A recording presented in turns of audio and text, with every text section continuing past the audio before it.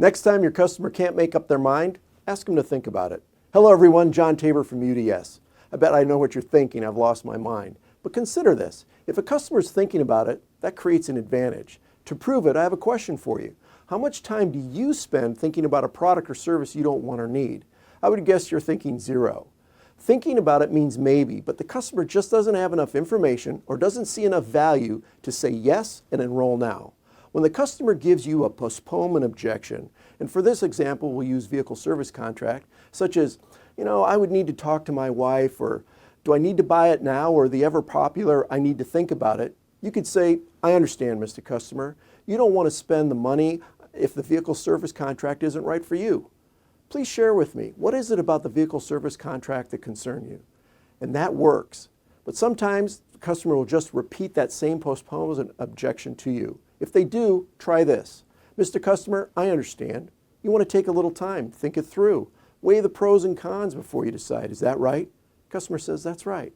Then just turn over a piece of paper, write pros on one side, cons on the other, and say, this always helps me make a good objective decision. Let's start with the pros. Can you give me a pro?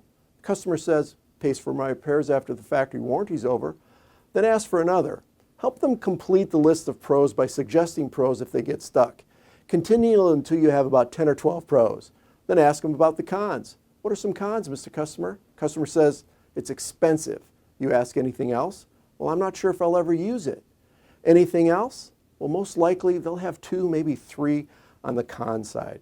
Pointing to the paper, say, it looks like the pros far outweigh the cons, but let's put your mind at ease so you can feel good about that service contract. Now you could just use the reduced to the ridiculous clause on the expensive concern, or the peace of mind clause on I may not use a concern. Now just ask an either or question and close. Did you want to go with the $100 deductible or the disappearing deductible?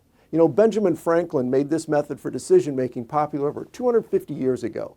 Smart guy that Ben. If you try this, who knows? You might be able to just put a few more Benjamins in your wallet. And that's your tip of the week.